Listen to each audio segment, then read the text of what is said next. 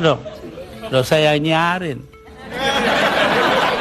Saya diapa-apakan itu saya bekerja menurut ketentuan Undang-Undang Dasar.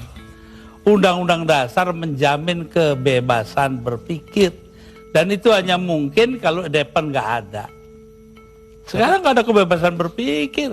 Tapi kalau kebebasannya seperti sekarang nggak ada yang kontrol, Gus. Siapa aja bisa. Kita kontrol nanti dong. Siapa yang mengontrol? Ya antara kita aja. Kenapa sih masyarakat juga penting peranannya kok? Memang hanya pemerintah aja. Baik, Gus. Satu lagi hal yang dicatat ketika Anda menjadi presiden dan agak kontroversial, yaitu masalah PKI. Banyak orang begitu khawatir ketika Anda dulu mencabut TAP MPR nomor 25 MPRS 1966. Sebab bertentangan dengan Undang-Undang Dasar, Mas. Tapi itu ada kesan pembelaan Anda terhadap orang-orang ex-PKI dan keluarganya. Terserah, kesan nggak kesan terserah. Apa alasan yang Anda? Terpenting itu bahwa tugas mengucilkan PKI itu bukan tugas negara. Itu yang penting. Apa artinya pemisahan agama dari negara kalau negara ngurusin segala hal? Padahal yang menentang PKI kan cuma beberapa gelintir orang aja. Jadi Anda tetap merasa bahwa apa yang Anda lakukan mencabut TAP MPR itu benar? Benar karena bersamaan dengan Undang-Undang Dasar gitu loh. Kenapa? Karena memang Undang-Undang Dasarnya begitu, mau diapain? Begitu itu bagaimana? Ya melindungi semua. Ya itu hasil daripada 7 abad lamanya kita berpancasila tanpa nama, yaitu yang dinamakan Bhinneka Tunggal Ika. Berbeda-beda tapi satu tujuan. Nah ini yang penting kita melihatnya dari situ. Kalau belakangan ini ada kekhawatiran PKI akan bangkit? Kenapa takut? PKI aja ditakuti. Gus Dur, di antara banyak statement Anda atau pernyataan Anda yang dianggap ngawur, dianggap nyeleneh, ada satu yang dicatat dan dianggap serius, yaitu ketika Anda berada, kalau nggak salah, di Italia. Anda menyatakan bahwa pernah suatu ketika Faisal Tanjung, waktu itu Panglima ABRI, diminta untuk menghabisi Anda. Jadi yang minta adalah Pak Harto. Anda dan Megawati ingin dihabisi. Dan statement itu terbuka loh, Gus Dur. Dugaan Anda kata-kata dihabisi ini, dihabisi karirnya atau dibunuh? Tanya Pak Harto. Kenapa? Karena Faisal Tanjung mengucapkan itu. Lalu Pak Wiranto sebagai Panglima Kostrad nelpon saya, Gus, Panglima saya kok bilangnya begini-begini, ya. Saya anggap itu soal politik lah. Pak Harto juga bukan soal pribadi kok, itu soal politik. Politik mengharuskan itu, tapi saya tahu juga kebiasaan Raja Jawa. Pak Harto kan anggap dirinya Raja Jawa. Apa yang dilakukan tangan kanan, tangan kiri nggak boleh tahu. Karena itu saya bilang sama Pak Wiranto, begini Pak Wir, tolong Anda pergi ke Pak Harto, tanya omongannya Faisal Tanjung yang begitu itu betul nggak? Apa jawabnya Pak Harto di Cendana kepada Pak Wiranto? Bahwa, wah nggak mungkin dong saya begitu. Megawati itu dilindungi ayahnya, Gus Dur dilindungi para kiai. Lah selesai sudah. Mau soal politik, saya nggak ada dendam pribadi, nggak ada. Malah saya terus terang aja, ini ada Yeni anak saya ini, ikut saya kemarin hari raya pertama, hari Sabtu, saya soal Pak Harto, ya maaf-maafan hari raya, sudah selesai, terus makan, pulang. Ya, tapi ini kan untuk meluruskan sejarah, jangan sampai orang salah paham mengenai ini. Pak Faisal Tanjung juga secara terbuka mengklarifikasi bahwa tidak pernah ada itu. Jadi apa yang Anda kalau bilang... Pak Wiranto dong, dia mengatakan Pak Wiranto bohong.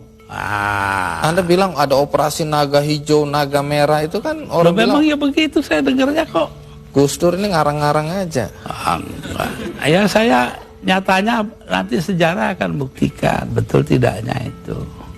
Tapi Gus Dur sendiri pernah datang ke Pak Harto untuk mengklarifikasi ini? Nggak perlu, ngapain? Tapi dari penjelasan Pak Wiranto memang Pak Harto bilang tidak pernah ada karena tadi itu ya. Kayak kemarin ini, saya ke tempatnya Pak Harto. Sepulang saya, dengan suara terbata-bata, karena Pak Harto itu sudah banyak lupa. Itu ngomong kepada para ajudannya.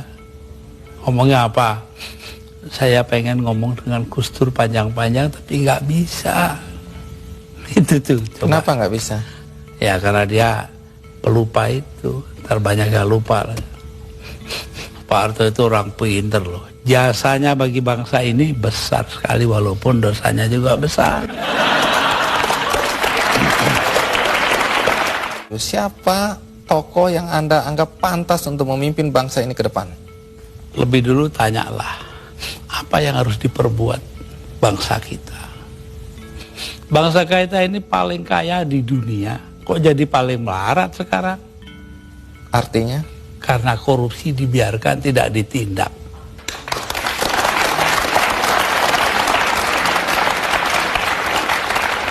Jadi kalau harus menyebut tokoh, Gus Dur bisa nggak menyebut tokoh?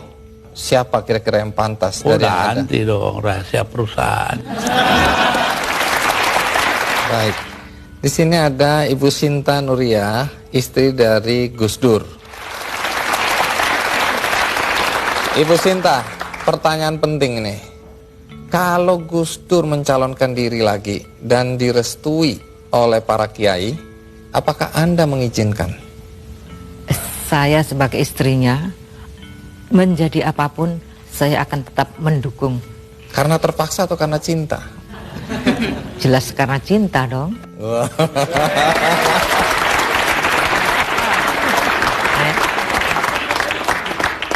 Tapi boleh tahu nggak, mana yang membuat Anda bahagia?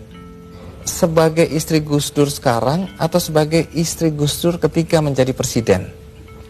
Sebagai istri Gus Dur, baik sebagai presiden, sebagai orang biasa, sebagai kiai, atau sebagai apapun, saya akan tetap bahagia di sampingnya. Saya baca di biografi Gus Dur ini, dulu Anda ini cantik dan diperebutkan. Sekarang sih masih cantik juga. Ya? Tapi dulu Anda cantik dan diperebutkan oleh banyak pemuda.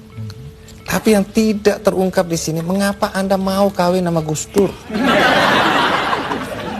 Karena itu adalah kehendak Allah. Yakin? Saya yakin. Saya dapat informasi katanya Anda dipaksa oleh paman. Paman siapa? Jadi Saya punya paman. ah, Nanti dulu. nanti dulu.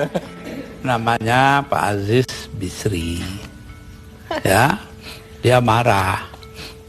Loh kok Nuria itu mau aja salaman dengan Abah Kiai Bisri Sansuri, kakek saya dari ibu.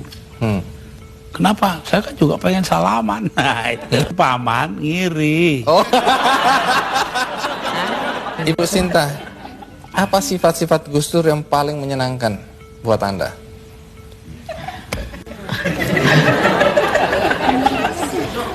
Kok kayaknya susah, apa nggak ada ya? Ya, ngurusnya sih gampang. Makan juga apa adanya, apa saja dimakan. Tambah lagi ya, yang paling menyenangkan yang saya, menyenangkan dulu. pada setiap kali saya melahirkan anak, ya, setiap malam kan biasanya anak bangun. Nah itu setiap kali anak saya bangun nangis, maka Mas Dur yang pertama kali bangun, kemudian mengganti popoknya yang kena kencing, kemudian mengangkatnya dan menyerahkan kepada saya. Saya tinggal netein, setelah anak saya tidur, kemudian diambil lagi, ditaruh di box lagi.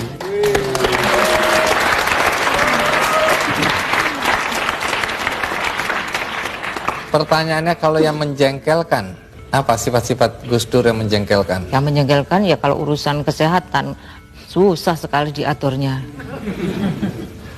Sampai sekarang? Ya sampai sekarang. Nah, banyak yang tidak paham pada semua tindak atau banyak tindakan Gus Dur, langkah-langkah Gus Dur yang dibilang jurus dewa mabok gitu Gus Dur. Tapi Yeni kelihatannya bisa memahami Gus Dur. Kira-kira bagaimana kita bisa memahami seorang Gus Dur? Atau kita bisa menerima Gus Dur apa adanya, bagaimana caranya, Yan? Yang dikatakan oleh beberapa orang tadi yang diwawancara bahwa Gus Dur itu ahead of his time, sangat jauh melampaui zamannya. Jadi kalau ada seorang kiai dari Pandeglang mengatakan dengan sangat sederhana bahwa Gus Dur ini ibaratnya kepala lokomotif kereta Jepang yang sangat supersonik itu, sementara gerbongnya ini gerbong ya kereta kita sekarang gaya baru ekspres atau gaya baru malam atau apalah. Jadi terseok-seok, nggak bisa mengikuti. Tapi satu hal bahwa Gus Dur ini selalu mendasari tindakannya kepada beberapa hal yang sebetulnya sangat simpel. Keinginan beliau adalah menciptakan perdamaian dan rekonsiliasi.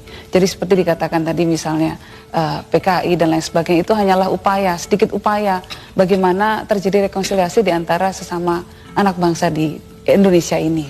Itu, jadi sebetulnya tidak ada kontroversinya kalau kita bisa memahami dari gambaran besar seperti itu. Lalu soal tadi kebetulan karena saya ikut menemani pada waktu pakai celana pendek di halaman istana, itu sebetulnya adalah upaya terakhir dari Gus Dur, ya waktu menjadi presiden masih atau hari-hari terakhirnya lah, untuk mengajari bangsa ini untuk berpikir mendahulukan substansi bukan bungkus. Nah, pada saat Gus Dur rajin mengkritik SBY waktu itu, Anda justru masuk menjadi staf ahli presiden. Ya. Apakah Gus Dur tahu atau Anda diizinkan? Sangat tahu, dan saya diizinkan. Ya. Tidak ada masalah, itu urusan dia. Tapi kan ini jadi orang bingung ini lihat, loh itu anaknya ya biar Gus Dur. bingung.